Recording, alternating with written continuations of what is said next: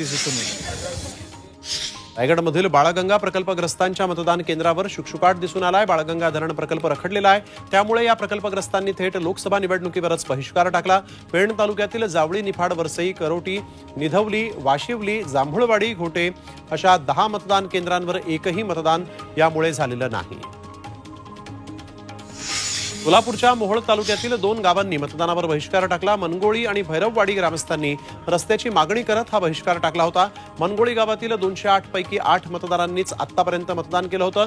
गेल्या विधानसभेच्या वेळेस देखील रस्त्याची मागणी करत मतदानावर बहिष्कार टाकण्यात आला।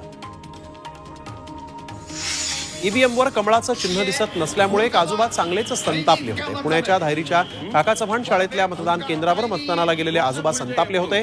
बारामती लोकसभा मतदारसंघामध्ये यावेळेस घड्याळ चिन्हावर महायुतीचा उमेदवार आहे, त्यामुळे कमळ चिन्ह मतदान यंत्रावर दिसत नाही।